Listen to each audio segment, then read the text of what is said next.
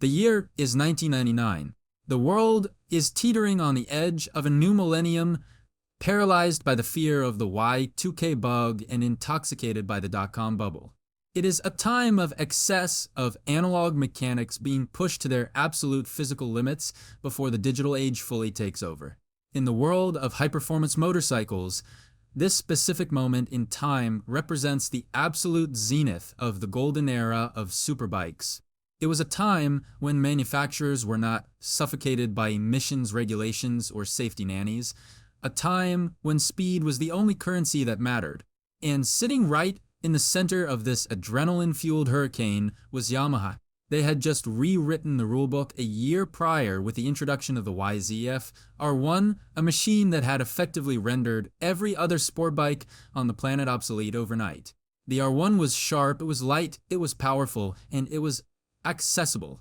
For around $11,000, any mortal with a license could walk into a dealership and buy the fastest thing on two wheels.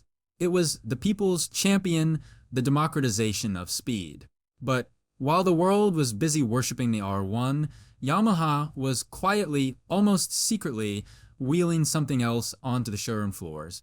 Something that looked similar, but was fundamentally, violently different. It sat in the corner, glowing with a menace that most people couldn't quite understand. It was smaller than the R1. It was physically narrower. It carried a single seat, and when you looked at the price tag, you assumed there had been a printing error. The sticker didn't say $11,000. It said $32,000. To understand the gravity of that number, you have to strip away the context of modern inflation. 32,000 US dollars in 1999 is the equivalent of nearly $65,000 today. But even that calculation doesn't do justice to the insanity of the proposition. In 1999, for 32 grand, you could buy a brand new Chevrolet Corvette. You could put a substantial down payment on a nice suburban home. You could buy 3 Yamaha R1S, one for the track, one for the street, and one to keep in your living room as art, and still have enough cash left over to fund a racing season. The price was offensive. It was arrogant. It was a slap in the face to the concept of value. And yet, for a very specific, very elite group of people, it was the bargain of the century.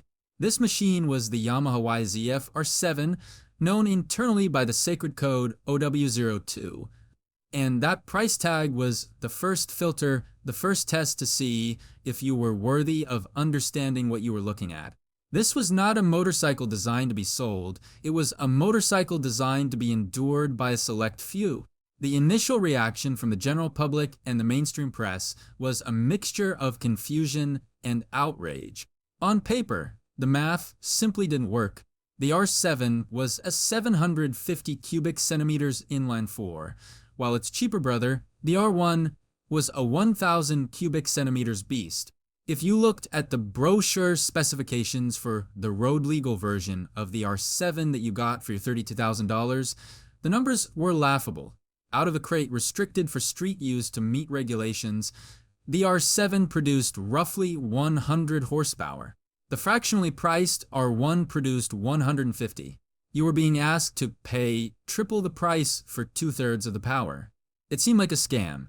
It seemed like Yamaha was trying to cash in on brand loyalty by selling a slow, overpriced replica of a race bike to gullible collectors. But those who dismissed the R7 based on its brochure numbers and its price tag were missing the entire point of its existence. They were judging a dormant volcano by the quiet grass growing on its slopes. This motorcycle was an anomaly in the market because it wasn't a consumer product in the traditional sense. It was a loophole. It was a physical manifestation of a rulebook forged in aluminum and titanium.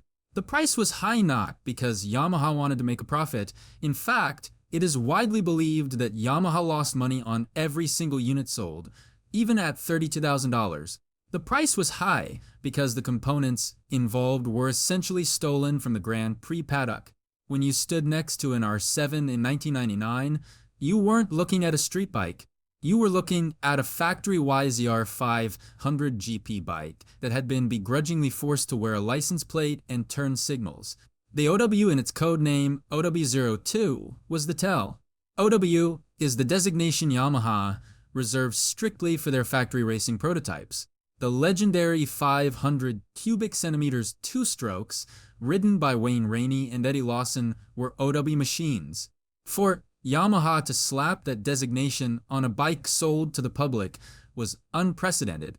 It was a signal to the conoscenti that the barriers between the factory team and the private owner had been dissolved.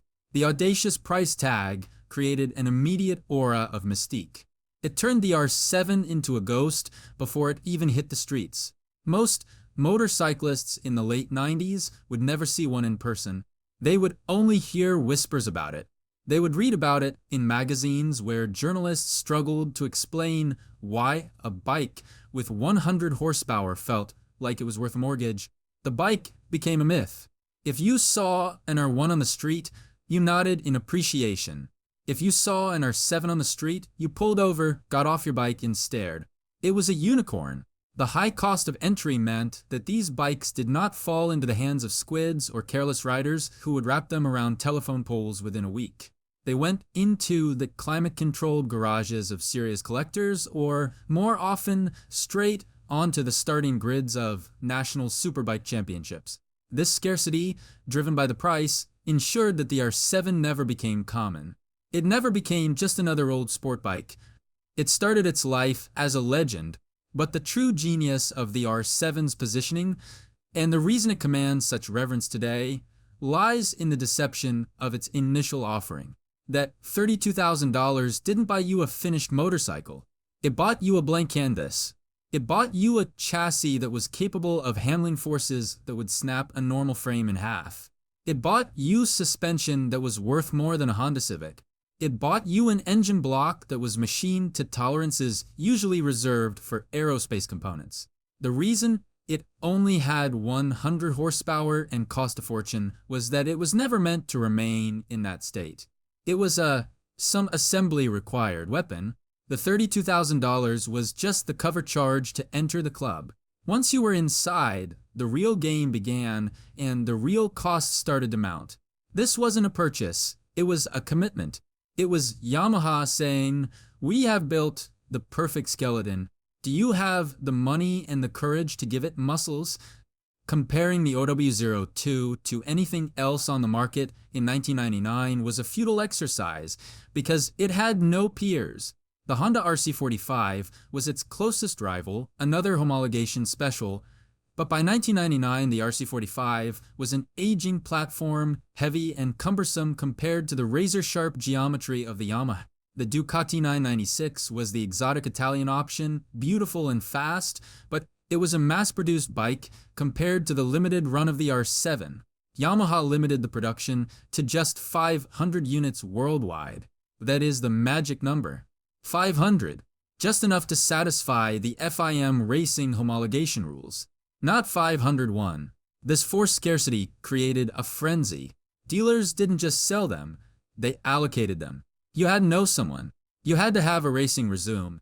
In some countries, you had to prove you intended to race it before Yamaha would even let you sign the check. This wasn't capitalism, it was a selection process for a secret society.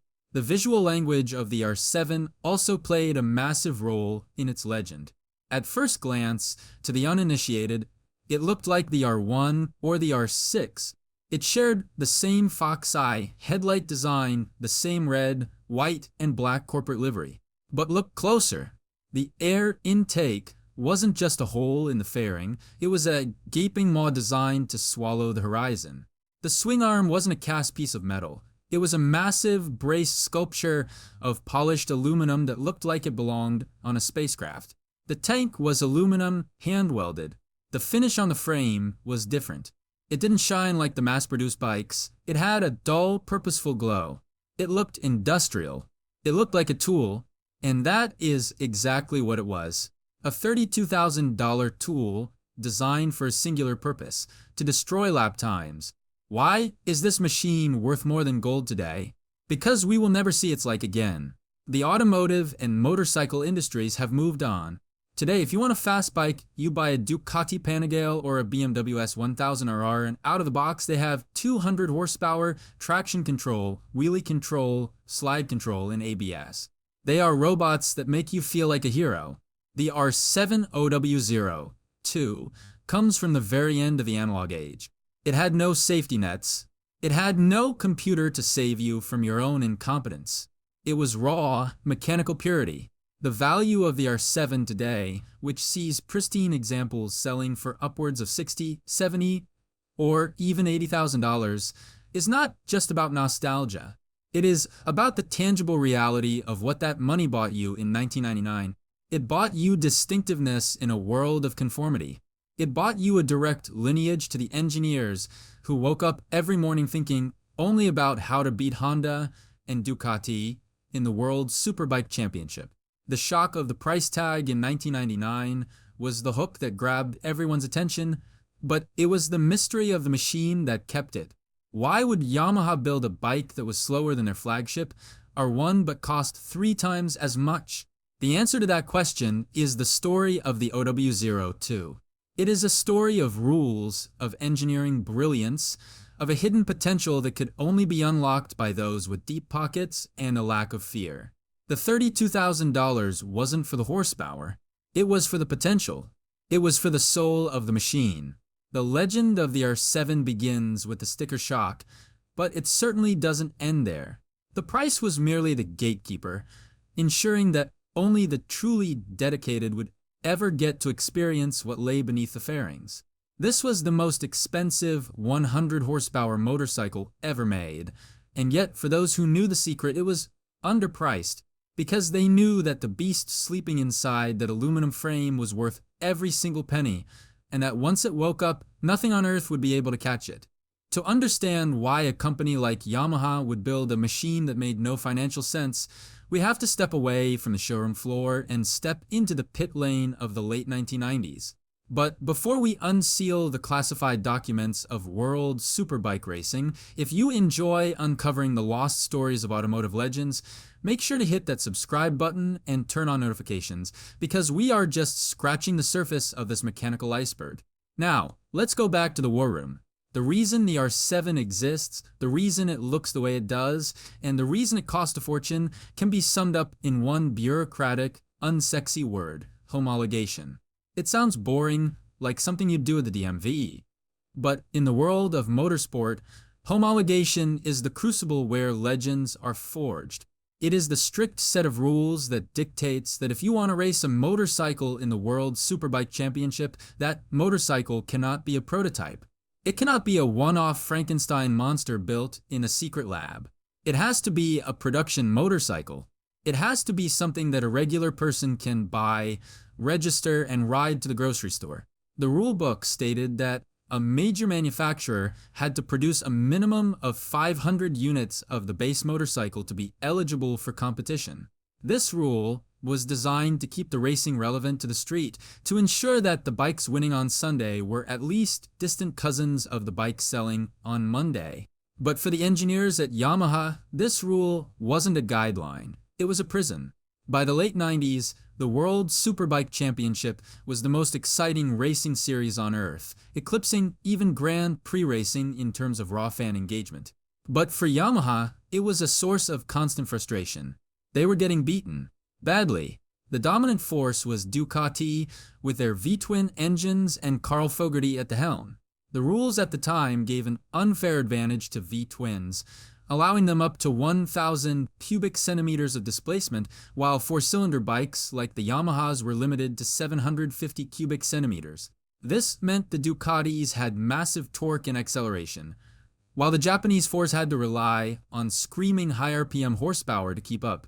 Yamaha had been campaigning the YZF 750 SP, a valiant machine, but it was aging.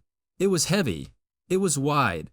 It was based on a road bike that had been modified for racing, and that was the problem. You cannot turn a comfortable street bike into a world champion when you are fighting against dedicated Italian race machinery. Yamaha realized that if they wanted to dethrone Ducati, they had to flip the script. They couldn't build a road bike and try to make it race. They had to build a purebred, ruthless race bike and then figure out the bare minimum required to make it legal for the road. They had to reverse engineer the homologation process. This is where the genius of the R7 lies. It was a cheater bike in spirit, if not in law. The entire project was born out of desperation and a refusal to lose. The engineers didn't look at market trends. They didn't conduct focus groups to see what color the public wanted. They looked at the rulebook and they looked at the stopwatch. The R7 was designed with a singular obsessive focus to win the World Superbike Championship. The 500 units that were sold to the public were simply a byproduct of this ambition. They were the ransom Yamaha had to pay to the FIM, the governing body of racing, to get onto the grid. This context changes how you look at the bike. When you see an R7, you aren't looking at a product made for you. You are looking at a loophole made of metal. The reason the bike was so expensive, as we discussed, was that it was never intended for mass consumption. Yamaha knew they would lose money on every unit, but the marketing value of winning the World Superbike crown was worth more than the manufacturing losses. It was a loss leader of the most extreme variety. The constraint of the 750 cubic centimeters limit for four-cylinder engines is crucial to this part of the story. In 1998, Yamaha released the R1, a 1,000 cubic centimeters game changer. The public loved it. Why didn't they just race the R1? They couldn't. The rules forbade 1,000 cubic centimeters four cylinders. This created a bizarre dichotomy. The R1 was the king of the streets, but it was illegal on the track. The R7 had to be a 750 cubic centimeters. This forced the engineers to squeeze every ounce of performance out of a smaller package. They couldn't rely on displacement, so they had to rely on efficiency, lightness, and engine speed. This is why the R7 is physically smaller than the R1. It has the dimensions of a 250 cubic centimeters Grand Prix bike. The frame geometry was copied directly from the YZR 500 GP bike, not from any existing street bike. The engineers were essentially building a two-stroke chassis for a four-stroke engine. They were bringing Grand Prix handling to the superbike grid. This win on Sunday, sell on Monday philosophy was the mantra, but for the R7 it was more like win on Sunday, and who cares if we sell on Monday as long as we sell 500. The homologation rules dictated everything about the bike's DNA. The bike had to have lights, mirrors, a horn, and a side stand to pass inspection. But if you look closely at an original OW02, those parts look like afterthoughts. The headlights are small and light. The mirrors are flimsy. The seat is a thin pad of foam glued to a piece of plastic. It was malicious compliance. Yamaha was ticking boxes on a checklist with a smirk. They built a machine capable of 16,000 revolutions per minute, capable of cornering speeds that would terrify a normal rider, and then they slapped a license plate on it and said, "Here you go, it's a street bike." This was the golden age of the homologation special, a time that will never return. Today, racing rules are different. They are designed to keep costs down and parity high. But in 1999, the rules inadvertently encouraged an arms race. Honda had the RC45, Kawasaki had the ZX7RR, Suzuki had the GSX, R750 SP. But Yamaha went further than all of them with the R7. They pushed the definition of a production motorcycle to its absolute breaking point. The pressure on Yamaha was immense. They hadn't won a World Superbike title ever. The R7 was their Hail Mary pass. The entire company's reputation for engineering excellence was riding on this project. They couldn't just be competitive, they had to be dominant. This is why the R7 OW02 is so fundamentally different from the R7 you can buy today in 2024. The modern R7 is a marketing exercise reusing the name of a legend to sell a budget-friendly twin-cylinder bike. The original R7 was a weapon of war. It was born in the wind tunnel and the dyno room, forged in the fires of competition. The homologation special era created a unique breed of motorcycles that were compromised on the street, but perfect on the track. The R7 was terrible in traffic. It overheated. It had a heavy clutch. The turning radius was non-existent. It was uncomfortable. It was stiff, but none of that mattered.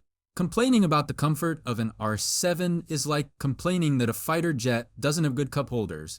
It wasn't built for comfort, it was built for combat. This regulatory environment explains the scarcity.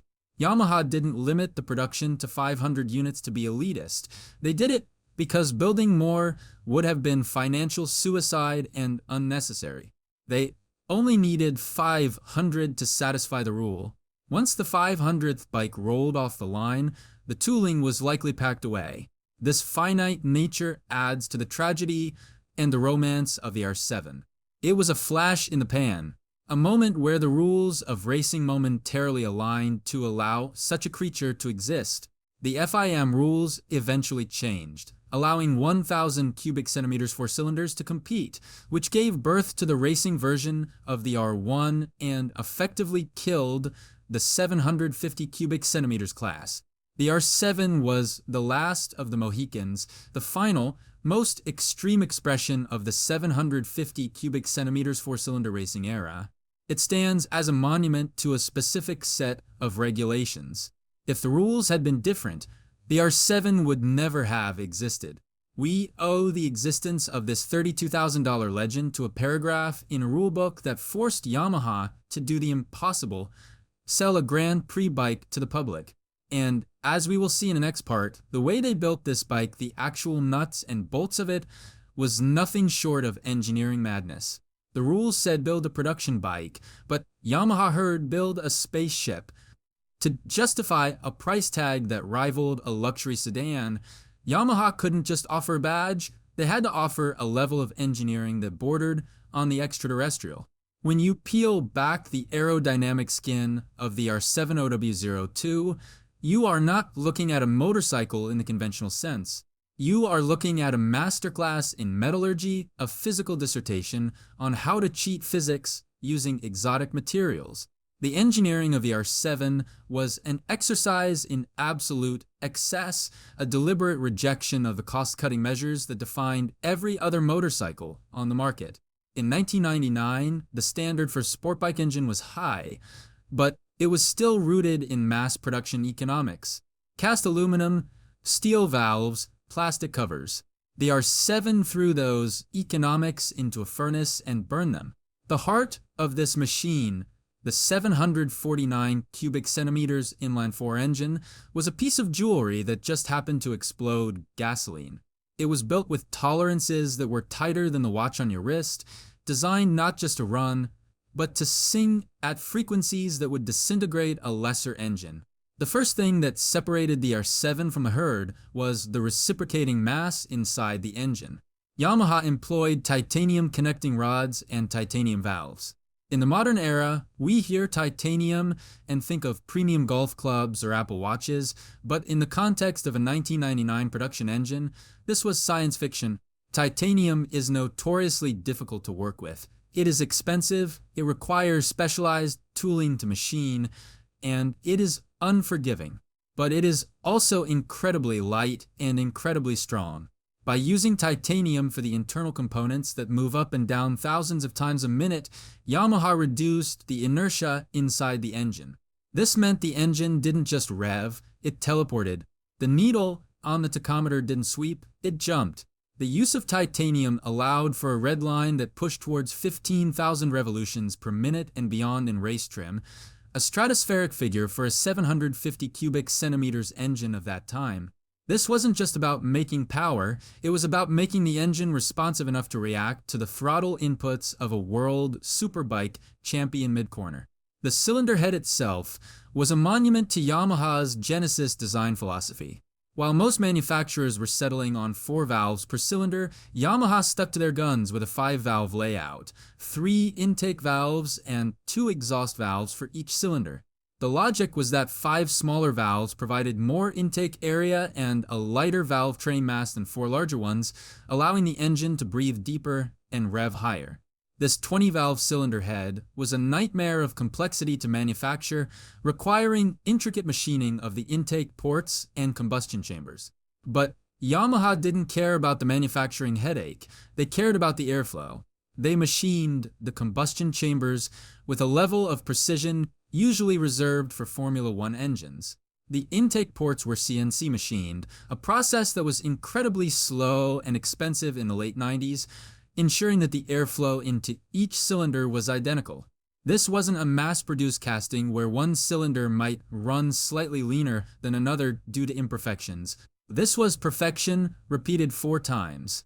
But the engine was only half the story. The chassis of the R7 is where the OW designation truly made itself known. The frame, known as the OW02, was black, menacing, and visually distinct from the silver frames of the R1 and R6.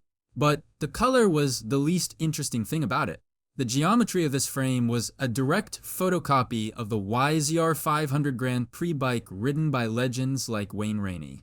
Yamaha's engineers didn't try to adapt a street frame for the track, they took a GP frame and stiffened it for the rigors of superbike racing. The torsional rigidity of the R7 frame was almost twice that of the R1. This extreme stiffness was critical. On a racetrack, when a motorcycle is leaned over at 50 degrees and hitting bumps at 100 miles per hour, the frame acts as a spring. If it flexes too much, the bike feels vague and terrifying. If it flexes too little, it chatters and loses grip. The R7 struck a balance that was pure magic, offering a level of feedback that allowed riders to feel the texture of the asphalt through the handlebars. The frame geometry was aggressive, with a steep rake and a short trail, making the bike turn with the immediacy of a thought. Attached to this frame was suspension that cost more than most people's first cars. In 1999, most sport bikes came with suspension that was adequate. It had some adjustment, but the internal components were cheap, mass-produced stamped steel and basic oil valves. The R7 came standard with Öhlins suspension, front and rear. This wasn't the watered-down OEM spec Öhlins you see on some modern bikes today. This was the real deal. The 43mm front forks were titanium nitride coated to reduce friction, giving them a distinctive gold shimmer that screamed money. The rear shock was a fully adjustable piggyback unit that looked like it had been stolen from a factory race team. This suspension allowed for a range of adjustability that was overwhelming for a novice, but essential for a pro. You could adjust high-speed compression, low-speed compression, rebound, preload, and ride height. You could tune the bike to handle a specific bump on a specific corner of a specific track. It was a level of granularity that the street rider would never use, but for the homologation requirement, it had to be there. The obsession with weight saving bordered on the pathological. The fuel tank wasn't made of steel, which is heavy and cheap. It was made of aluminum, hand-welded by master craftsmen. If you lift the tank of an R7, you can see the beautiful, consistent welding beads running along the seams, a human touch in a machine of cold precision. The fairings were thin and lightweight. The fasteners were drilled for safety wire. Even the ECU, the brain of the bike, was a specialized unit designed to be remapped and reprogrammed. The sheer density of the engineering was palpable. The bike felt dense, compact, like a compressed spring waiting to be released. It didn't feel like a consumer product, it felt like a prototype. The riding position was uncompromising. The clip-on handlebars were low, placing the rider's chin over the front wheel. The foot pegs were high and rear set. It forced the rider into a fetal tuck, a position that was agonizing for a Sunday cruise, but aerodynamically perfect for splitting the air at 180 miles per hour. Crucially, the R7 was designed as a modular system. The stock bike was essentially a rolling chassis waiting for its final form. The engine cases were reinforced to handle horsepower figures that the stock bike didn't even produce. The cooling system was over-engineered, with a massive curved radiator that looked like it belonged on a semi-truck, designed to shed the immense heat of a race-tuned engine, even though the street bike barely got warm. The transmission was a cassette-style gearbox, meaning you could pull the entire gear cluster out of the side of the engine without splitting the cases. This is a feature purely for racing, allowing mechanics to change gear ratios in the pit lane to suit different tracks. Longer gears for Daytona, shorter gears for tighter circuits. No street rider needs a cassette gearbox. It is a complication and an expense that serves zero purpose on the road. But the R7 had it, because the R7 wasn't built for the road. It was built for the pit lane. The fuel injection system was another marvel of the era. While many bikes were still using carburetors or primitive early fuel injection, the R7 used a sophisticated system with dual injector capability. On the stock bike, only one bank of injectors was active, providing the fuel for the restricted 100 horsepower output. But the second bank was there, physically installed, dormant, waiting for the signal to wake up. The wiring harness was pre-wired for data logging systems. The swing arm pivot point was adjustable, allowing race teams to change the anti-squat characteristics of the rear suspension by moving the swing arm up or down in the frame, another feature that costs a fortune to machine and is completely irrelevant for a street rider. Every single bolt, every washer, every casting on the R7 OW02 was examined, lightened, and strengthened. This engineering intensity created a machine that was overbuilt in the best possible way. When you bought an R1, you were buying a bike built to a budget. The engineers had to ask, how can we make this fast for $11,000?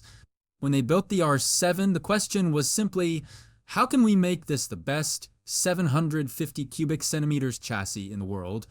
The budget was secondary. The $32,000 price tag was merely the result of summing up the cost of the parts. It wasn't a markup, it was a receipt. The value of the R7 lies in this tangible quality. You can feel it when you touch the controls. The throttle action is smooth and heavy. The brake lever, operating top-tier Nissan calipers biting onto massive rotors, has a firmness that inspires total confidence. There is no slop, no play, no cheap plastic rattling. It is a solid, cohesive block of engineering intent. The R7 OW02 is a time capsule of a moment when mechanical engineering reigned supreme, before electronics took over the heavy lifting. It is a celebration of what is possible when accountants are locked out of the room and engineers are given a blank check and a directive to win at all costs. This machine wasn't just built, it was crafted, honed, and perfected component by component until it stood as the ultimate expression of the analog superbike. Imagine the scene. It is early 1999. You are one of the lucky few, the chosen elite who has managed to secure an allocation for a Yamaha R7. You have wired $32,000 to the dealership, a sum that could have bought you a small fleet of motorcycles. You have waited months. The day arrives. You walk into the showroom, and there it is, the OW02, gleaming under the lights, looking like it's doing 180 miles per hour while standing still. You sign the papers, your hands trembling slightly. You put on your helmet, swing a leg over that thin race foam seat, turn the key, and fire it up. The sound is underwhelming, muffled by heavy road legal exhausts, but you tell yourself it's just warming up. You pull out onto the highway, expecting the hand of God to push you forward, expecting to be terrified by the sheer violence of a factory race machine. You pin the throttle wide open. The revs climb. And then nothing happens. You wait for the surge. You wait for the explosion of power. But the bike feels polite. It feels distinctively, heartbreakingly average. A kid on a Suzuki GSX R600 pulls up next to you, looks at your exotic machine, gives it some gas, and leaves you in the dust. You have just spent 32 grand on a motorcycle that struggles to make 100 horsepower. You have been scammed. Or, at least, that is how it felt to the uninitiated. This was the great deception of the R7, the Jekyll and Hyde nature of the beast. Out of the crate, the R7 was a tragedy. It was strangled, suffocated, and neutered. To meet the strict homologation requirements for road use in various countries, emissions standards, noise regulations, and safety laws, Yamaha had to effectively cork the engine. They took a motor designed to breathe fire and forced it to breathe through a straw. The fuel injection mapping was conservative to the point of absurdity. The airbox intake was restricted. The exhaust was a heavy, restrictive maze of baffles. The result was a bike that, despite its exotic titanium internals and GP chassis, made about the same power as a sensible touring bike. It was a humiliating experience for the owner who didn't know the secret. You had the chassis of a Formula One car with the engine of a family sedan. But this humiliation was intentional. Yamaha knew exactly what they were doing. They weren't selling you a 100 horsepower bike, they were selling you a lock vault. And they were also selling the key, but the key wasn't included in the $32,000 price. The key was in a separate catalog, and it cost another $10,000. Enter the race kit. This was the magic word. The R7 was never meant to be ridden in its stock form. The stock form was a lie, a disguise worn to fool the government officials into signing the homologation papers. To unlock the bike, to turn Dr. Jekyll into the homicidal Mr. Hyde, you had to buy the YEC Yamaha Engineering Corporation race kit. This wasn't just a slip-on muffler and a sticker. It was a complete organ transplant. If you had the money, and let's be honest, if you bought the bike, you had the money, you ordered the kit. It arrived in boxes that looked almost as expensive as the bike itself. Inside these boxes were the parts that the engineers actually wanted to put on the bike in the first place. This was the game Yamaha was playing. They sold you an incomplete puzzle for a fortune and then charged you a fortune for the final pieces. The transformation began with the breathing. The stock plastic air box, which was heavy and restrictive, was thrown in the trash. In its place went a massive, glorious carbon fiber air box. This wasn't cosmetic carbon, it was structural, lightweight, and designed to funnel immense volumes of air directly into the throttle bodies. Then came the exhaust. The heavy stainless steel road system was discarded, replaced by a full titanium race exhaust that weighed next to nothing and was loud enough to wake the dead.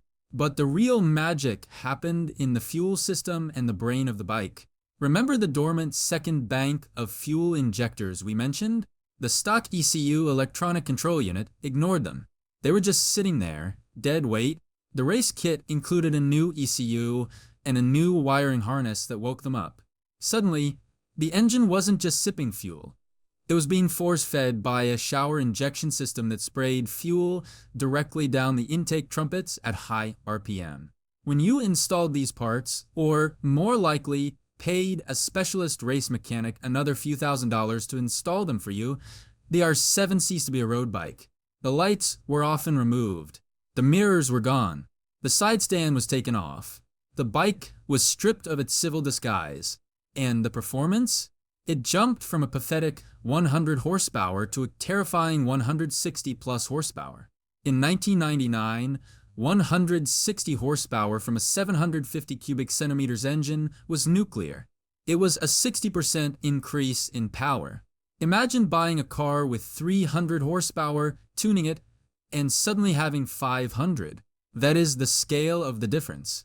The character of the engine shifted entirely.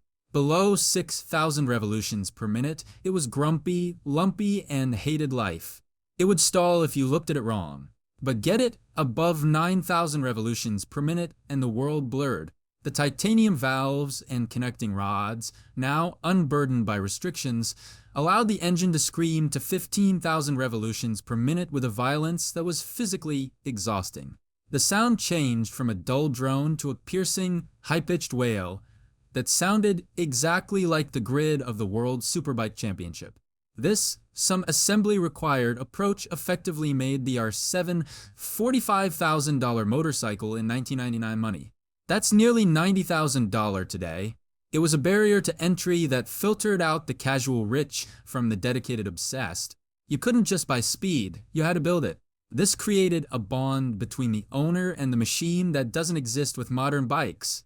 Today, you buy a Ducati Superleggera and it is perfect out of the box. You don't have to do anything. With the R7, you had to participate in its creation. You had to commit to the process. You had to acknowledge that the stock bike was a disappointment and that you were willing to pay the ransom to release the hostage performance. The race kit also included other goodies that further separated the R7 from reality. There were different camshafts with aggressive profiles that kept the valves open longer, sacrificing all low-end torque for top-end power. There were different radiator stays, lighter brackets, and even a quick shifter in some versions of the kit, which was unheard of on street bikes at the time. The suspension, already top-tier Öhlins, was often revalved to handle the extra forces generated by the newfound power in slick tires. The brakes, which were overkill for a 100 horsepower bike, finally made sense when you were trying to stop a 160 horsepower missile from 190 miles per hour. The entire chassis woke up. The stiffness of the frame, which felt harsh and unforgiving at road speeds, suddenly felt fluid and communicative at race speeds. The bike made no sense at 60 miles per hour. It made perfect sense at 160 miles per hour. It was a machine that demanded to be abused. If you rode it gently, it felt broken. If you rode it like you were trying to kill it, it felt sublime. This duality, the slow, expensive stock bike versus the expensive fast race bike, is central to the R7's legend. It is a story of potential energy versus kinetic energy.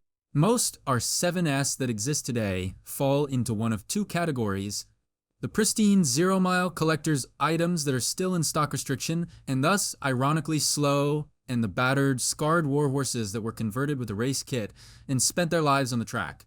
The latter are the ones that fulfilled their destiny. The former are tragedy in a glass case, but the mere existence of the race kit proves that Yamaha wasn't building a consumer product. They were building a platform. They were saying, here is the clay, you are the sculptor. But the clay costs a fortune, and the sculpting tools cost a fortune. The kit transformed the power curve into something resembling a hockey stick. There was nothing, and then, bang, everything all at once. It required a rider with immense skill to keep the engine in that narrow power band. You had to dance on the shift lever. You had to carry corner speed because you didn't have the torque to grunt out of a slow turn. It was a demanding, physical, and mentally draining motorcycle to ride fast. And that was the point. It was an elite tool for elite riders. The fact that a wealthy dentist could buy one didn't mean he could ride one. The race kit was the great equalizer. It exposed the pretenders. If you couldn't handle a 160 horsepower, 750 cubic centimeters two-stroke style power delivery, the R7 would chew you up and spit you out. It was a bike that rewarded precision and punished hesitation. In retrospect, the $10,000 race kit was the ultimate upsell, but it was also the only reason the bike was worth the initial $32,000. Without the kit, the R7 is just an overpriced, underpowered curiosity. With the kit, it is a legend.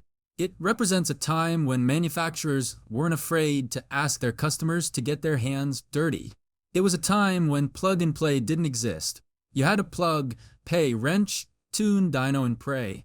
And when it all came together, when the fuel mapping was perfect and the airbox was howling and the titanium exhaust was glowing blue with heat, there was nothing else like it on the planet. The R7 OW02 with the race kit was not just a motorcycle. It was a religious experience for the mechanically inclined, a testament to the belief that true performance is something you have to earn, not just buy. The deception of the 100 horsepower stock bike was just the first test. If you were disappointed and sold it, you failed. If you bought the kit and built the beast, you passed. And the reward was a machine that could look a factory Ducati in the eye and not blink. Every legendary sword needs a warrior to wield it, and for the Yamaha R7 OW02, that warrior was Noriyuki Haga. To tell the story of this motorcycle without mentioning Nitro Nori is to describe a paintbrush without mentioning the artist. While the engineers in Japan gave the R7 its titanium heart and its aluminum skeleton, it was Haga who gave it a soul. In the 2000 World Superbike season, the R7 was fighting an uphill battle. The regulations still favored the 1,000 cubic centimeters V-twins of Ducati and Honda, which had a massive torque advantage out of the corners. The R7, with its 750 cubic centimeters inline 4, had to be ridden with a level of aggression that bordered on the suicidal just to keep up. Haga didn't just ride the R7, he wrestled it. He was famous for his unique, wild style, sliding the rear tire into corners, smoking the rubber, and carrying impossible corner speeds to compensate for the lack of acceleration. He was the underdog on the underdog bike fighting the establishment. The image of Haga on the R7, with its distinctive red and white livery, drifting sideways at 120 miles per hour, is etched into the collective memory of motorsport fans forever. That season was a tragedy of Shakespearean proportions. Haga and the R7 were on the verge of winning the world championship, defying the odds and the physics of the era, until a controversial drug ban over a diet pill component stripped him of points and handed the title to Colin Edwards. The R7 never won the world superbike title it was built for. It retired as the uncrowned king, but this failure only cemented its legend. It became the martyr of the superbike world, the beautiful, tragic hero that was too pure for a corrupt world. This heroic failure is a sharp contrast to the reality of the name Yamaha R7 today. If you walk into a dealership in 2024 and ask for an R7, the salesperson will smile and point you to a sensible, affordable, parallel twin motorcycle. This modern machine, introduced in 2021, is a brilliant bike in its own right, but it is an imposter. It wears the skin of a wolf, but underneath it is a friendly Labrador. The modern R7 is built on the CP2 platform shared with the MT-07. It produces around 73 horsepower. It has a steel frame. It is designed to be a commuter, a first-track bike, a machine for the masses. It costs around $9,000. It is the antithesis of the OW02. The original R7 was an exclusionist machine. It was built to keep people out. The modern R7 is an inclusionist machine. It is built to bring people in. While it is smart marketing by Yamaha to reuse a legendary nameplate to evoke nostalgia for the purists, it stings. It feels like slapping a Ferrari GTO badge on a Fiat hatchback. The modern bike is a product of the spreadsheet era, efficient, profitable, and safe. The original R7 was a product of the win at all costs era, excessive, financially ruinous, and dangerous. The gulf between these two machines, separated by 25 years, perfectly illustrates how the motorcycle industry has shifted from engineering-led passion to marketing-led pragmatism. The realization that they don't make them like they used to is the primary driver behind the astronomical rise in value of the original OW02. We are currently living through the analog sunset.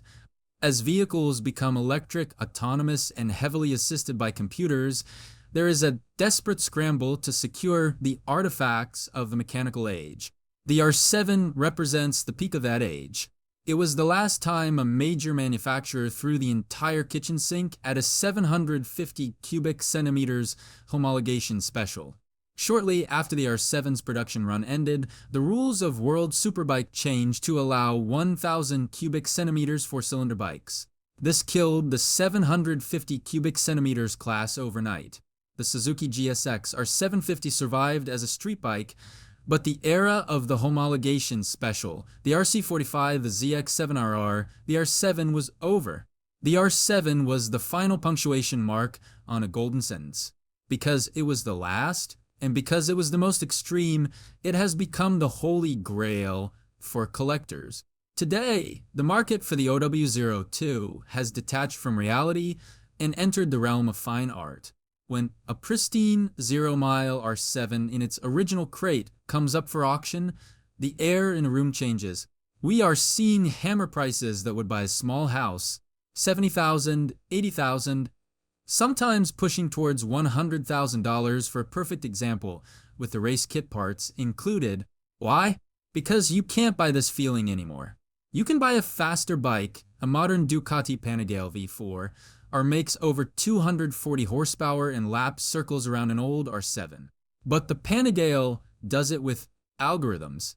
It manages your traction, your slide, your wheelie, your braking. It is a digital experience. The R7 is an analog connection. When you open the throttle on an OW02, a cable physically pulls butterflies open, air rushes in, fuel is sprayed, and an explosion happens that travels directly to the rear tire. There is no filter. There is no safety net. It is a direct conversation between your right wrist and the laws of physics. For the wealthy collectors who grew up watching Noriyuki Haga slide that bike around Kyalami or Brands Hatch, paying $100,000 isn't about buying a mode of transport. It's about buying a time machine. It's about owning a piece of the era when bravery mattered more than software. There is also the tragedy of the crate bike. Many of the R7S that survive today have never been ridden.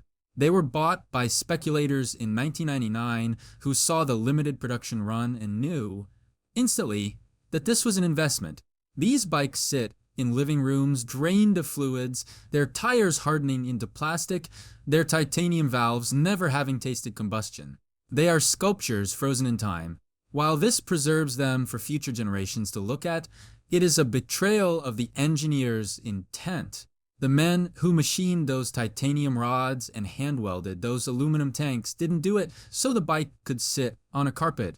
They did it so it could scream at 15,000 revolutions per minute down the Mulsanne Strait. The irony of the R7 is that its value has made it too precious to use. The $32,000 legend has become the $100,000 museum piece. It is worth more than gold, not just in a metaphorical sense, but quite literally by weight in some comparisons. Gold is just a metal dug out of the ground. The R7 is a metal imbued with human ingenuity, sweat, failure, and glory. So, what is the legacy of the Yamaha R7 OW02? It is not just a motorcycle. It is a monument to a specific moment in history that will never be repeated. It stands as a testament to the time when Yamaha, faced with defeat, decided to double down on engineering excellence rather than complain about the rules. It reminds us of a time when homologation was the most exciting word in the dictionary.